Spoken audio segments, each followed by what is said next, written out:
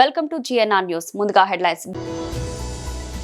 హిమాయత్ సాగర్ లోని అక్రమ క్రషింగ్ ప్రదేశాలను పరిశీలించిన తర్వాత మీడియాతో మాట్లాడుతున్న బీఆర్ఎస్ నాయకులు.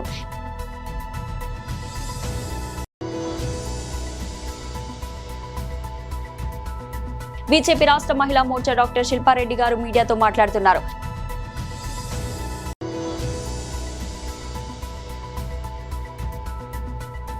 వైఎస్ఆర్సీపీ నాయకులు ప్రెస్ మీట్.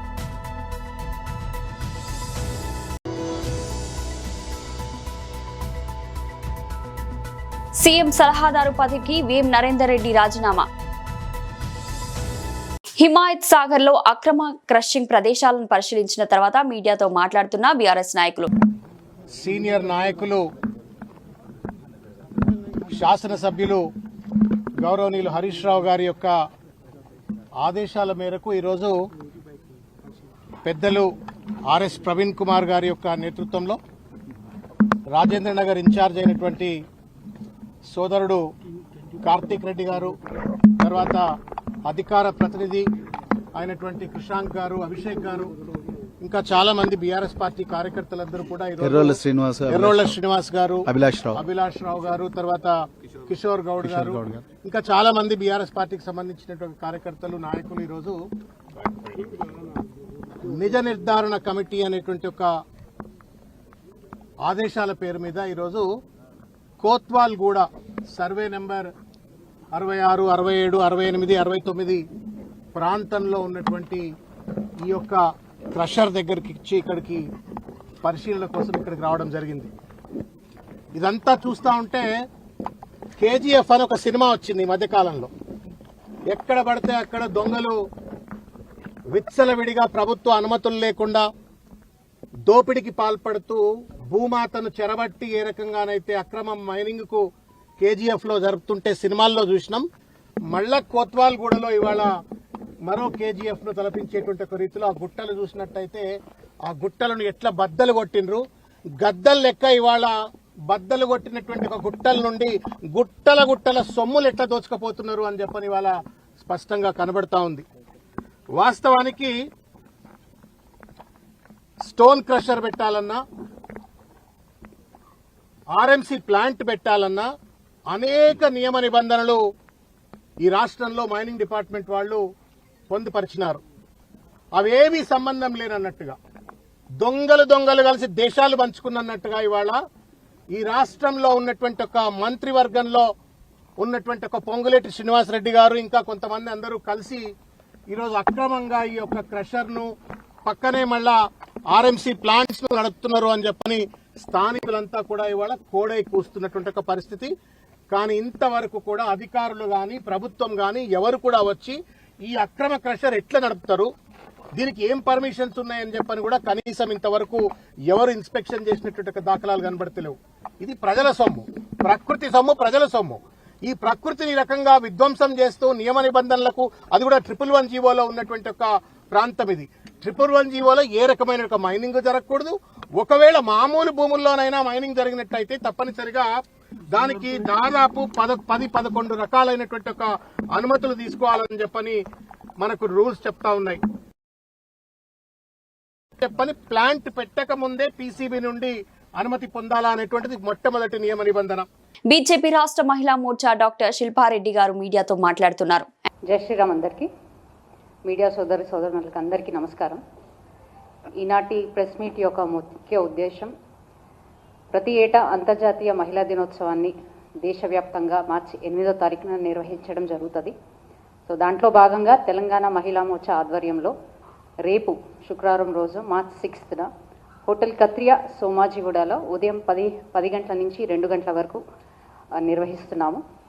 సో దీనికి ముఖ్య అతిథులుగా member of parliament New Delhi Bansuri Swaraj గారు, అలాగే విశిష్ట అతిథులుగా మా రాష్ట్ర అధ్యక్షులు గౌరవనీయులు పెద్దలు రామచంద్రరావు గారు, మరి యొక్క ముఖ్య విశిష్ట అతిథిగా DK అరుణ గారు, member of Parliament Mahabubnagar రాబోతున్నారు.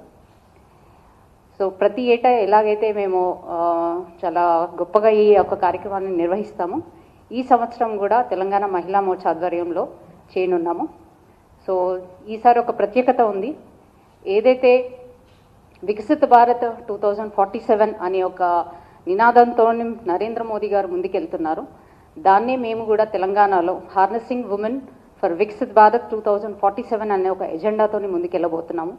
ఎలాగైతే మహిళా పాత్ర ఉండబోతుంది, రానున్న రోజుల వికసిత భారత్ వైపు మహిళా ప్రయాణం ఎలా సాగబోతుంది, ఎలా చేస్తే మేము వికసిత భారత్ వైపు మహిళల ప్రయాణం ఉండబోతుంది అనేది ఒక ఎజెండాగా తీసుకొని ఈ సంవత్సరం మహిళా మోర్చాని నిర్వహించుకుంటున్నాము. ఎలాగైతే నరేంద్ర మోదీ గారు మహిళల్ని ముందు పెట్టి ఏదైతే నారీ శక్తి వందన అధినియం కింద ఒక చట్టాన్ని తీసుకొచ్చి మహిళలకు 33% రిజర్వేషన్ ఎలాగైతే పాలిటిక్స్లో కల్పించారో, అలాగే వివిధమైన స్కీమ్స్ మహిళలకే ప్రత్యేకంగా స్కీమ్సే కానీ ఏవైతే ఇచ్చి ప్రోత్సహిస్తున్నారో, వారు ఏదైతే తలపెట్టారో ఉమెన్ లెడ్ డెవలప్మెంట్ అని ఏదైతే తలపెట్టారో దాన్ని ముందుకు తీసుకునే విధంగా మా ఈ కార్యాచరణ ఉండబోతుంది. అలాగే ఒకవైపు నరేంద్ర మోదీ గారు వికసిత భారత్ వైపు మహిళల పాత్ర ఉండాలని ముందుకు తీసుకెళ్తుంటే, మరోవైపు తెలంగాణ సీఎం రేవంత్ రెడ్డి గారు మహిళల పట్ల రాక్షస పాలన ఇక్కడ చూపించడం జరుగుతుంది. ఏదైతే ఇప్పటి వరకు 2.5 సంవత్సరాలు దాటినప్పటికీ అయినా కూడా వారి ఏదైతే మహిళలకు ఇస్తాన్న వాగ్దానాలు కూడా ఇంతవరకు వారిని నెరవేర్చింది లేదు. సో అవి అన్ని నెరవేర్చే విధంగా కూడా వారిని ప్రతిసారి అద్దుకుంటామని వారి మహిళలకు ఇచ్చిన గ్యారంటీల పైన వాళ్ళు ఖచ్చితంగా ఇంప్లిమెంట్ చేసే విధంగా వారిపై ఒత్తిడి తీసుకొచ్చే విధంగా మా కార్యాచరణ ఈ సంవత్సరం అంతా ఉండబోతుంది. అలాగే ఈ రాష్ట్రంలో మహిళలకి పిల్లలకి ఎక్కడ భద్రత లేకుండా పోయింది. చూసుకున్నట్టయితే ఈ 2.5 సంవత్సరాల్లో 2000 పైన రేప్ కేసెస్ మనకి రికార్డ్ అయ్యడం జరిగింది. సో ఏ ఒక్క చట్టాలు కూడా మహిళలకి కానీ ఏవి ఇంప్లిమెంట్ జరగట్లేదు. సో అవన్నీ కూడా ఎండగెట్టే విధంగా మా ఈ కార్యాచరణ ఉండబోతుందని ఈ సందర్భంగా తెలియజేస్తూ, ఈ యొక్క కార్యక్రమానికి రేపు హోటల్ కత్రియాలో నిర్వహించే కార్యక్రమానికి ప్రతి ఒక్క మహిళా మోర్చా నాయకురాలతో పాటు భారతీయ జనతా పార్టీలో ఉన్న అందరు మహిళలు కూడా దీంట్లో పాల్గొంటారు. వైఎస్ఆర్సీపీ నాయకుల ప్రెస్ మీట్. శ్రీ చింతలపూడి వెంకటరామయ్య గారు ఇంకా తదితరుల నాయకత్వంలో పెద్ద ఎత్తున విశాఖపట్నం నుంచి బయలుదేరి నా ఇంటికి వచ్చి నా కుటుంబ సభ్యుల్ని పరామర్శించి ధైర్యం సంఘీభావం చెప్పినందుకు వారికి నా హృదయపూర్వకమైన ధన్యవాదాలు తెలియచేసుకుందామనే ఉద్దేశంతో ప్రత్యేకంగా రావటం జరిగిందని ఈ సందర్భంగా నేను మనవి చేస్తున్నాను. నేను కష్టంలో ఉన్నప్పుడు అన్యాయంగా అక్రమంగా దాడి చేసి జైలుకు పంపినప్పుడు అందరూ ఎంతో ప్రేమతో వచ్చారు. మీ కుటుంబానికి జరిగింది అన్యాయమని ప్రపంచానికి చెప్పటమే కాదు, నా కుటుంబ సభ్యుల్ని కూడా ఓదార్చేటటువంటి కార్యక్రమం చేశారు. చాలా దూరం నుంచి ప్రేమతో అభిమానంతో ఏ విషయాన్ని ఆశించుకోకుండా వచ్చినటువంటి వీరందరికీ నా హృదయపూర్వకమైన ధన్యవాదాలు మరీ మరీ చెప్పాలనే ఉద్దేశంతో నేను జైలు నుంచి వచ్చిన తర్వాత ఇంటికాడ అన్నీ చూసుకున్న తర్వాత తొలిసారిగా ఇక్కడికి వచ్చి వీరికి నా ధన్యవాదాలు తెలియాలనేటువంటి ఉద్దేశంతో నేను ఇక్కడికి వచ్చానని మనవి చేస్తున్నాను. వీరు చూపించినటువంటి ప్రేమ ఎప్పటికీ మర్చిపోలేనని కూడా ఈ సందర్భంగా నేను గుర్తు చేస్తున్నాను. ముఖ్యంగా నా కులస్తులు ఆల్మోస్ట్ నా కుటుంబ సభ్యుల్లాగా భావించారు. మా అంబటి రాంబాబుకి అన్యాయం జరిగింది అని భావించారు. ఒక కులం మరొక కులం మీద దాడిగా దీన్ని భావించి ఇంత సంఘీభావం తెలిపినటువంటి వారికి మరొకసారి నా హృదయపూర్వకమైన ధన్యవాదాలు ఈ సందర్భంగా నేను తెలియపరచుకుంటూ ఉన్నాను. ప్రతి ఒక్కరికి ఒక్కళ్ళు కాదు వచ్చి నీ ముగ్గురు పేర్లు చెప్పాను, కానీ ప్రతి మండలం నుంచి ప్రతి గ్రామం నుంచి వాలంటీర్గా నేను ఇక్కడికి వచ్చి ఆశ్చర్యపోయాను. వాలంటీర్గా టైం అంటే టైంకి బయలుదేరి గుంటూరు వచ్చారు.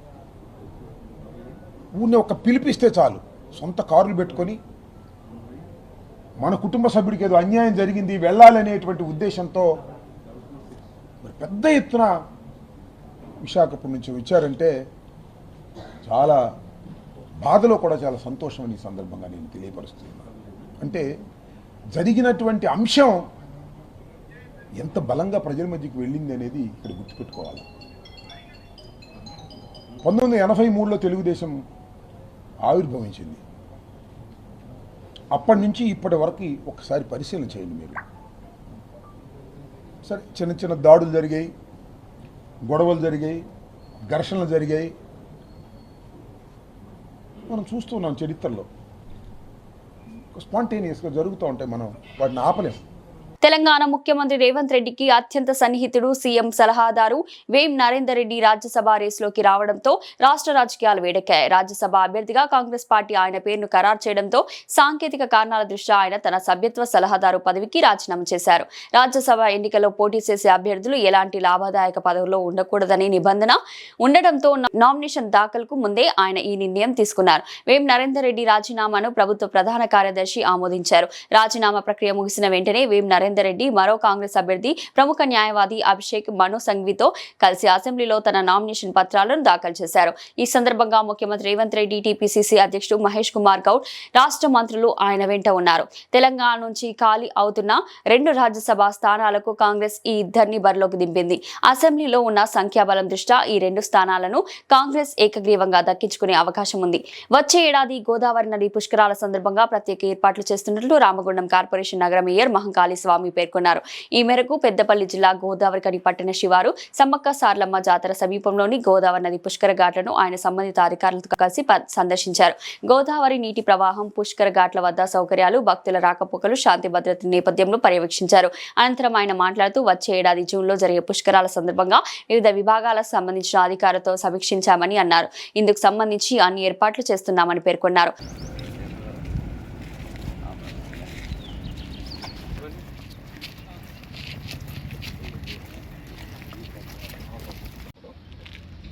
ఇది ఎట్లా మరి మీరు మెజర్మెంట్ చేయించుకుంటారా, దీన్ని ఎట్లా చేస్తారు చెప్పండి. ఈ వాటర్ ఫ్లో కూడా అటు నుంచి పోయి ఇటు వచ్చేస్తారు. ఘాటు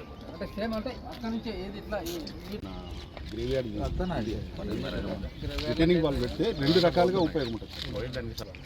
వాటర్ లోకల్ రాకపోతే దానికి కంటిన్యూస్గా మనం ఇంటికి వెళ్ళాక ఒక పాత్రలుగా ఫ్లో వచ్చినప్పుడు వాటర్ ఉన్నప్పుడు రావు. ఇప్పుడు ఇక్కడ ఒక పెద్ద నాలా ఉంది, అక్కడ నుంచి నాలా నుంచి అటు లోపలికి ఎంటర్ అవుతుంది. అది ఎఫ్సీ ఇంటేక్ వెళ్ళి అవతల ఎంటికి ఆ ఎఫ్సీ ఇంటేక్ వెళ్ళాకనే ఒక నాలా ఉంది. ఈ నాలాల మీద ఒకసారి ఏమైనా గారు కూడా ఇప్పుడు కూడా రివర్స్ రాకుండా బ్లాక్ వాటర్ రాకపోతే అసలు మునిపోయే మనం వెంటనే తగ్గిస్తే ఏమైతే రోడ్డు వరకు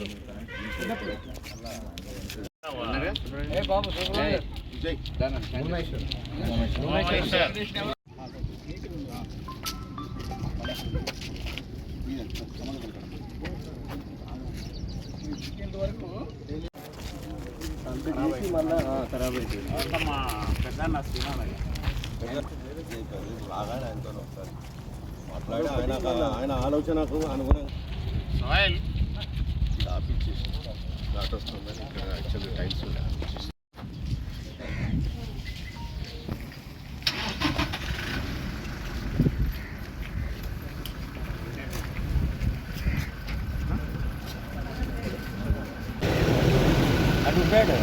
పాపేద్దాం.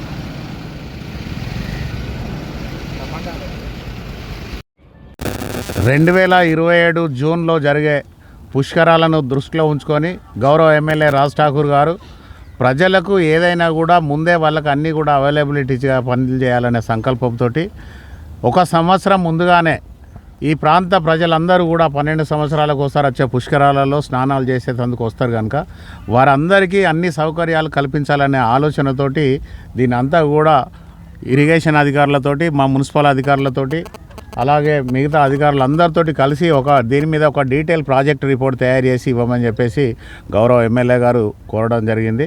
దానిలో భాగంగా ఈరోజు ఇంజనీరింగ్ అధికారులు అందరితోటి కలిసి ఇక్కడికి విజిటింగ్ చేయడానికి వచ్చినాం.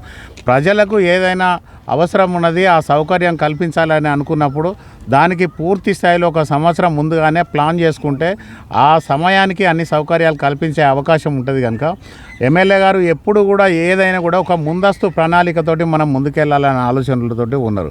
ఆ ప్రణాళికలో భాగంగా ఈరోజు 1 సంవత్సర కాలం ముందే ప్రజలందరికీ కూడా పుష్కరాలలో ఎలాంటి ఇబ్బందులు ఉండద్దు, అన్ని సౌకర్యాలు కల్పించాలనే ఆలోచన ఏదైతే ఉన్నదో దానిలో భాగంగా ఈరోజు రావడం జరిగింది.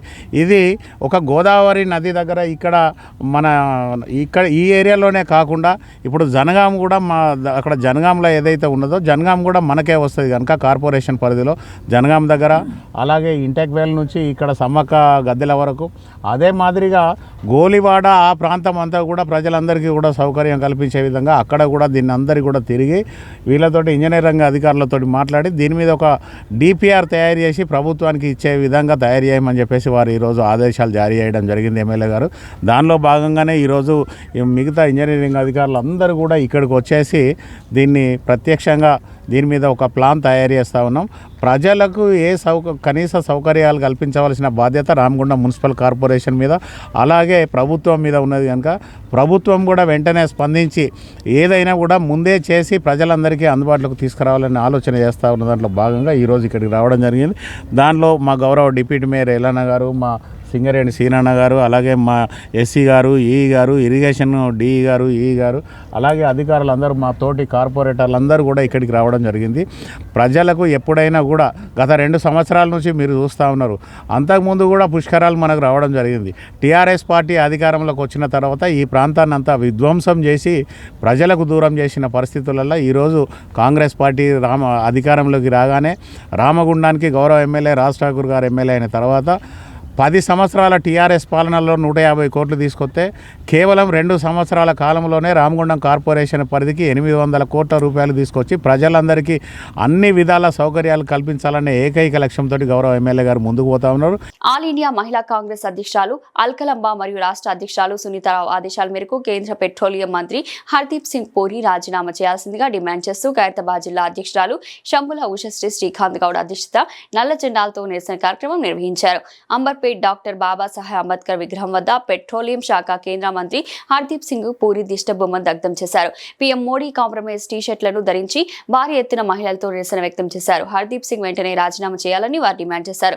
ఈ సందర్భంగా జిల్లా అధ్యక్షురాలు ఉషశ్రీ మాట్లాడుతూ బేటీ బచావో బేటీ పడావో అనే నినాదం చేస్తున్న మోదీ జఫా ఎస్టీ ఫైల్స్ లో కేంద్ర మంత్రి హర్దీప్ సింగ్ పూరి పేరు వచ్చినందున ఎందుకు మౌనంగా ఉన్నారు అని ప్రశ్నించారు. తీవ్ర సైకో అయిన రేపిస్ట్ ఆడపిల్లల్ని కిడ్నాప్ చేసి వారిపై అత్యాచారం చేసిన రేపిస్ట్ కి పెట్రోలియం మంత్రికి సంబంధాలు కలిగి ఉండడాన్ని ఖండించారు. ఇదేనా మోడీ బేటీ పడావో బేటీ బచావో అంటూ ప్రశ్నించారు. ఈ సందర్భంగా రాహుల్ గాంధీ చేస్తున్న ఈ సంఘర్షణకి మహిళా కాంగ్రెస్ తరపున ఈ పోరాటం కేంద్ర పెట్రోలియం మంత్రి హర్దీప్ సింగ్ పూరికి రాజీనామా చేసే వరకు కొనసాగుతుందని ఈ సందర్భంగా వారు అన్నారు. ఆల్ ఇండియా మహిళా కాంగ్రెస్ అధ్యక్షురాలు అల్కలంబ గారు మరియు రాష్ట్ర అధ్యక్షురాలు సునీతారావు గారు ఆదేశాల మేరకు ఈరోజు ఖైరతాబాద్ జిల్లా ప్రెసిడెంట్ గా శంభుల ఉషశ్రీ శ్రీకాంత్ గౌడ్ ఆధ్వర్యంలో ఇక్కడ మా జిల్లాలో ఈ రోజు ఈ యొక్క కార్యక్రమం నిర్వహించడం జరిగింది. ఇది వచ్చేసి మేము ప్రొటెస్ట్ చేయడం జరిగింది. అదేంటంటే జెఫ్రీ ఎస్టీమ్ అనే ఫైల్స్ లో మన యూనియన్ మినిస్టర్ పెట్రోలియం మినిస్టర్ అయిన కేంద్ర మంత్రి వారి పేరు వినపడడం ఎంతో దౌర్భాగ్యకరం. ఎందుకంటే ఆ ఎస్టీమ్ ఫైల్స్ లో వీళ్ళ పేర్లు ఉండడం ఎంతో దురదృష్టకరం. వారి మీద ఎన్నో ఆరోపణలు వస్తున్నాయి. అసలు ఎస్టీమ్ ఫైల్ అంటే ఏంటి అనేది అంటే మన రేపిస్ట్ గురించి చెప్పాల్సింది ముందుగా మీకు. ఎందుకంటే జెఫ్రీ ఎస్టీమ్ అనేవాడు ఒక సాడిస్ట్, రేపిస్ట్ అండ్ సైకోయిస్ట్. వాడు మహిళలను కిడ్నాప్ చేస్తూ వారిపై అత్యాచారాలు చేసి ఎన్నో కేసులు తనపై ఉన్నాయి. వాడు ఇప్పుడు చనిపోవడం జరిగింది. వాళ్ళ ఈమెయిల్స్లో మన యొక్క ఇండియా యొక్క మంత్రుల పేర్లు వినపడడం ఎంతో గమనార్హం. మీరు చూసుకుంటే దీనికి మన పిఎం ఎంతో మౌనం వహిస్తున్నారు. ఎందుకంటే మన అమెరికా అధ్యక్షుడు ట్రంప్ గారు పిఎంని బ్లాక్మెయిల్ చేస్తున్నారు. కాబట్టి వారి దగ్గర మన భారతదేశ ప్రధానమంత్రి లొంగిపోయాడు. అందుకనే మేము నిరసన చేస్తూ మా మహిళా కాంగ్రెస్ తరఫున అందరం కూడా చూడండి టీ-షర్ట్ల పైన పిఎం ఈజ్ కాంప్రమైజ్డ్ అని రాసుకొని మేము నిరసన చేశాము. ఈరోజు బ్లాక్ డేగా వర్ణిస్తూ అలాగే బ్లాక్ జెండాలు పట్టుకున్నాము. అలాగే ఈరోజు మేము పాదయాత్ర ర్యాలీగా నిర్వహించడం జరిగింది. అలాగే మేము సిగ్నేచర్ క్యాంపెయినింగ్ కూడా చేశాము. ఎందుకంటే మన కేంద్ర మంత్రి రాజీనామా చేసే వరకు కూడా మేము ఈ పోరాటం కొనసాగిస్తూ వస్తున్నాం.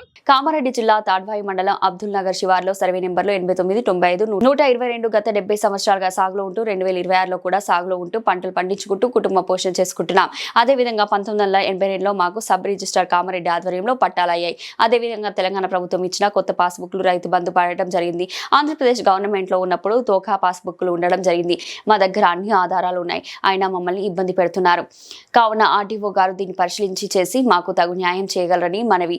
మాకు ఆర్డీఓ నోటీసులు పంపడం జరిగింది. దానికి సంబంధించిన మా డాక్యుమెంట్స్ అన్ని సమర్పించడం జరిగింది. 2024 డిసెంబర్లో తాడ్వాయి ఎంఆర్ఓ గారు నోటీస్ ఇచ్చిన దానిపై రిప్లైగా మా డాక్యుమెంట్స్ అన్ని ఇవ్వడం జరిగింది. అతను మాకు అగైనెస్ట్ గా రాయడం జరిగింది. మేము కోర్టుకెళ్లి మాకు న్యాయం చేయాలని వెళ్తే ఆర్డర్ను కొట్టియడం జరిగింది. తదుపరి బాధ్యతలు ఆర్టీఓ మేడం గారు పరిశీలన చేసి ఇవ్వాలని కోర్టు నుంచి రావడం జరిగింది. దానికి గాను ఆర్టీఓ గారు పరిశీలన చేసి మాకు తగిన న్యాయం చేయాలని కోరుచున్నాం. అందరికి పట్టలు మాకి చేయగలరని కోరుకుంటున్నాను. డిస్ట్రిక్ట్ తాడ్వాయి మండల్ అబ్దుల్ నగర్ శివారులో గల దాంట్లో మా అందరికి 26 మందికి భూములు గలవు. 89, 95, 106, 122 సర్వే నెంబర్లు. 70 సంవత్సరాలుగా మేము కబ్జాలో ఉంటూ పంటలు పండిస్తూ మా కుటుంబ పోషణ చేస్తున్నాము. మాకు 1982లో మాకు అందరికీ డాక్యుమెంట్ సబ్ రిజిస్టర్ కామారెడ్డిలో డాక్యుమెంట్ త్రూ మాకు అందరికీ డాక్యుమెంట్ల త్రూ భూములు అయినాయి. మా అందరి దగ్గర డాక్యుమెంట్లు ఉన్నాయి. అదేవిధంగా ఇప్పుడు ప్రజెంట్ 2026 ఇప్పుడు పోయిన యాసంగి కాలంలో కూడా మేము పంటలు వేయడం జరిగింది. ఇటు భూమిపై మాకు ఎవరో థర్డ్ పర్సన్ వాళ్ళ కొడుకులు అనేసి వాళ్ళ ఆస్తులు మావి అనేసి మా పై కేసు పెట్టి మమ్మల్ని చాలా ఇబ్బంది పెడుతుర్రు. లాస్ట్ 1 year నుంచి మాకు నోటీస్ ఇవ్వడం జరిగింది ఎంఆర్ఓ రహీముద్దీన్ సార్ గారు. ఆయన ఇచ్చిన నోటీస్ మీద సంజాయిషిగా మా దగ్గర ఉన్న ఎవిడెన్స్ డాక్యుమెంట్స్ మేము పంటలు పండించినాయి మా దగ్గర ఉన్న కాగితాలు అన్నీ మా దగ్గర ప్రూఫ్స్ అతనికి ఇవ్వడం జరిగింది. అతను పోయిన ఎంఆర్ఓ గారు రహీముద్దీన్ గారు అతను రిపోర్ట్ తప్పుగా రాయడం వల్ల హైకోర్టు ఆర్డర్ నుంచి వాళ్ళకు ఫేవర్గా తెప్పించి వాళ్ళకు స్లాట్ బుక్ చేసి వాళ్ళకు రిజిస్ట్రేషన్ చేయడానికి అన్యాయంగా చూసారు. మేము అందులో భాగంగా మేము కూడా హైకోర్టుకి వెళ్ళి స్టే ఆర్డర్ తీసుకొచ్చి దాన్ని ఆపడం జరిగింది. తదుపరిగా మళ్ళీ ఆర్డీఓ మేడం గారికి విచారణ చేసి ఇవ్వాలని కోరుతున్నారు కోర్టు నుండి. మా బాధ ఏంటంటే మేము గత 70 సంవత్సరాలుగా అదే భూమిలో కబ్జా ఉండి పంటలు పండించి మా కుటుంబ పోషణ సన్నకారు రైతులు అందరు చిన్న రైతులు అర్ధెకరము ఎకరము 2 ఎకరాల వరకు ఉండి అదే భూమిపై ఆధారపడి పని చేసుకుంటున్నాము. మాకు 1 year నుంచి కోర్టు కేసు అని చెప్పేసి బాగా ఇబ్బంది పెట్టి మేము తింపడం జరుగుతుంది. బులెటిన్ ముగించే ముందు హెడ్లైన్స్ మరోసారి. హిమాయత్ సాగర్ లోని అక్రమ క్రషింగ్ ప్రదేశాలను పరిశీలించిన తర్వాత మీడియాతో మాట్లాడుతున్న బీఆర్ఎస్ నాయకులు.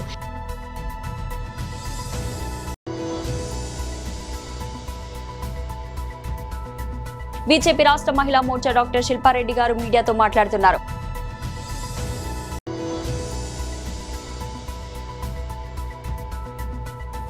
వైఎస్ఆర్సీపీ నాయకులు ప్రెస్ మీట్.